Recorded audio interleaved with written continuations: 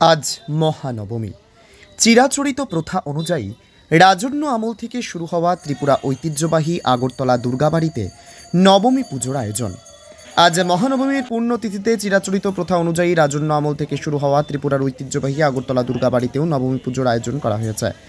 সকাল থেকেই মন্দিরে ও মণ্ডপে মণ্ডপে চলে মহানবমীর তিথি পুজো ও পুষ্পাঞ্জলি অর্পণ। সাধারণ লোকাচার অনুযায়ী আজ নবমী পুজোর ধারণা নিয়ে হাজার হাজার দর্শনার্থী পুজো দেখতে মণ্ডপে মণ্ডপে ভিড় করছেন। মহানবমীর এই পুণ্যতিথিতে আগরতলা দুর্গাবাড়িতে পুজো দিয়েছেন বিজেপির সাংসদ রাজীব ভট্টাচার্য, পরিবহন ও পর্যটন মন্ত্রী সুশান্ত চৌধুরী, আগরতলা পৌর নিগমের মেয়র দীপক মজুমদার, প্রাক্তন কেন্দ্রীয় প্রতিমন্ত্রী প্রতিমা ভৌমিক প্রমুখ। মন্ত্রোচ্চারণের মধ্য দিয়ে হয় পুষ্পাঞ্জলি প্রদান। আজ সকাল থেকেই মন্দিরে ও মণ্ডপে মণ্ডপে চলে মহানবমীর তিথি পুজো ও পুষ্পাঞ্জলি অর্পণ। ত্রিপুরা থেকে বিক্রম কর্মকারের report, crime press Bengal news.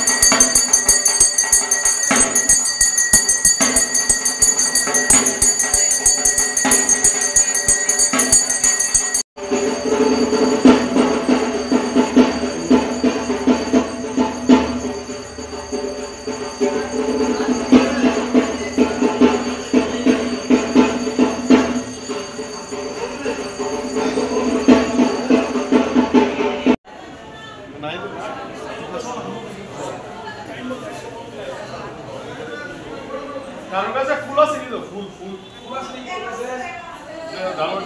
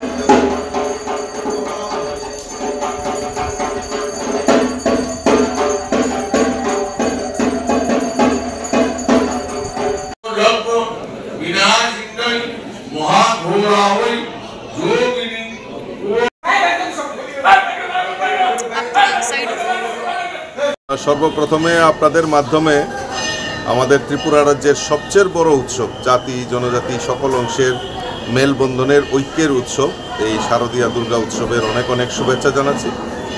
আজ মহানবমীর তিথি।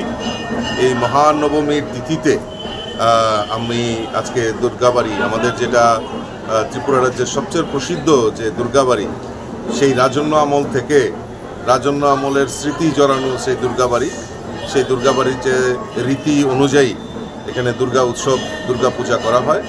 তো মহানবমীর তিথিতে এখানে অঞ্জলি দেওয়ার সৌভাগ্য হয়েছে এবং আগামীকালকেই দশমী এবং এই পূজার দিনগুলি আমরা সবাই শান্তিপূর্ণভাবে এবং ত্রিপুরা রাজ্যে আমরা যে চিরাচরিত ঐতিহ্য রয়েছে সেই আমরা রীতি নীতি মেনে আমরা সেই উৎসব পালন করেছি।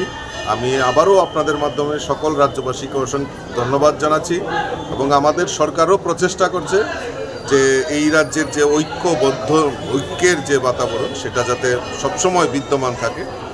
আমিও মায়ের কাছে প্রার্থনা করি আমরা আমাদের যে সংকল্প এক ত্রিপুরা শ্রেষ্ঠ ত্রিপুরা করা, সেটা যেন সার্থক রূপ নেয়, এটা মায়ের কাছে প্রার্থনা করছি। নিগমের কর্মী আগামীকাল ডিপ্লয়েড থাকবে। প্রথমে আজকে মহানবমীতে শহরবাসী সহ রাজ্যবাসীকে আন্তরিক শুভেচ্ছা ধন্যবাদ প্রণাম জানাই।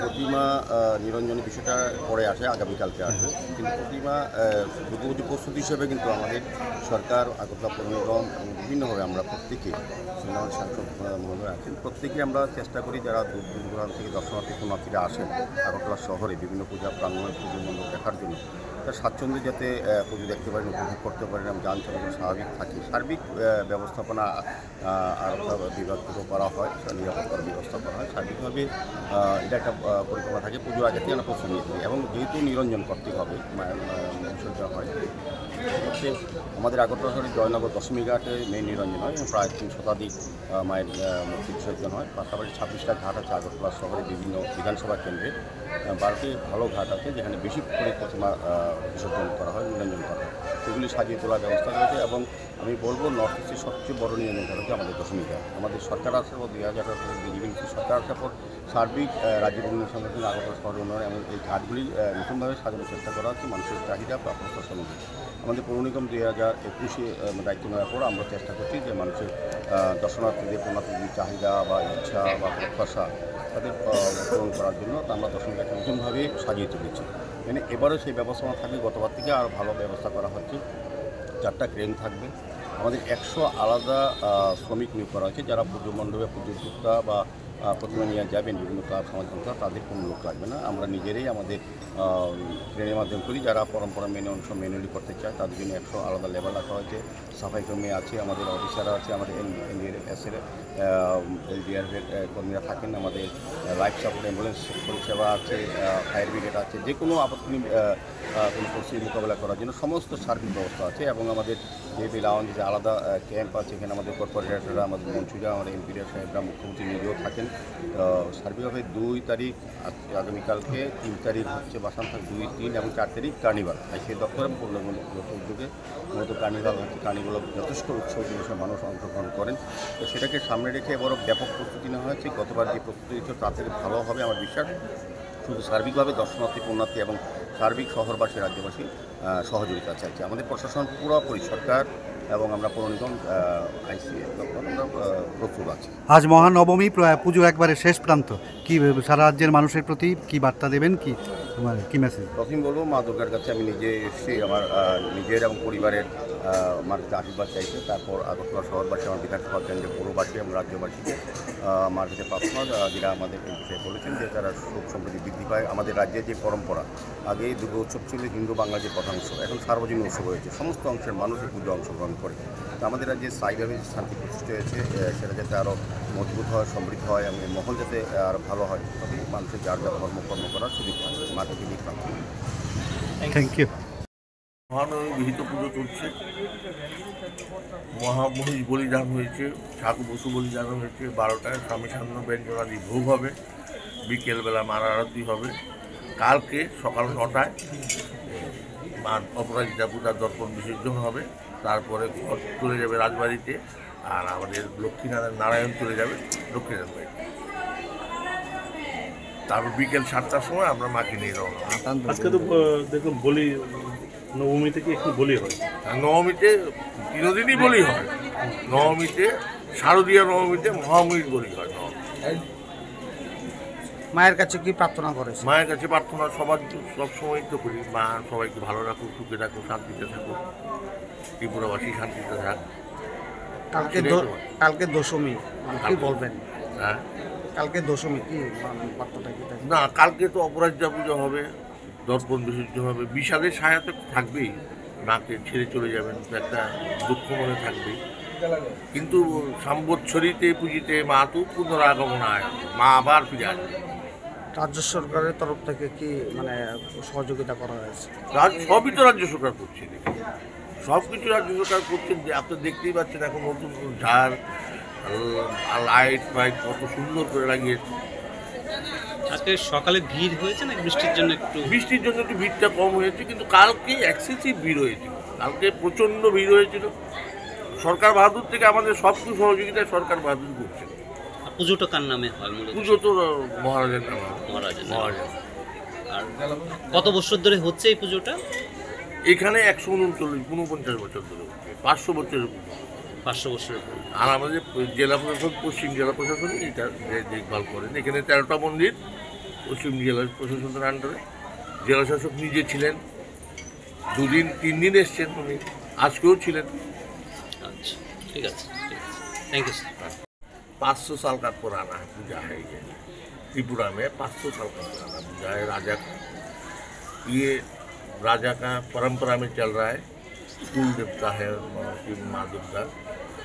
तो यहाँ पर 149 साल से इस मंदिर में चल रहा है। राजियों के अमल में जो हुआ था ऐसे ही चल रहा है। यहाँ भगवान की हाथ कितने हैं? दूसरी दुर्गा में देखा जाता है 10 हाथ होता है, इसमें क्यों नहीं है? नहीं, यहाँ पर 10 भुजा ही है। यहाँ पर 2 भुजा नहीं है माई। अच्छा, पीछे 8 भुजा है माई का, आज सामने 2 भुजा है। आज क्या तिथि और क्या आज नवमी तिथि चल रहा है, 2:30 बजे तक नवमी रहेगा। बोली महीष बोली भी हुआ, पूजा चल रहा है अभी। भगवान की क्या मन्नत क्या है? माई की मन्नत क्या है? मन्नत कर रहा हूँ माई के साथ, सबको सुखी रखो, सब शांति से रहे। और यहाँ एक तरवाल भी देखा गया, वो किस लिए है, क्या मैसेज? राजा का एक तरवा आते हैं, राजा की बेट के साथ राजा का ऑनर के लिए एक तरवाल रहता है, राजा की ऑनर के लिए चल रहा है ये। और एक भी तरवाल आता है चंडी मंडप से, इसको अष्टमी के दिन खून चढ़ाना पड़ता है। कबूतर काट के उसको खून चढ़ाना पड़ता है। ये क्या संकल्प किसके नाम से होता है यहाँ पे? महाराजा के नाम, अभी जो महाराजा है उसके नाम से हो रहा है। और सरकार फंड करते हैं पूजा? फंड त्रिपुरा का सब मंदिर सरकारी फंड करते हैं, लेकिन संकल्प जितना मंदिर है सबको ही राजा का गोत्र नाम में संकल्प होता है। आपका शुभ नाम? पंडित जयंत भट्टाचार्य।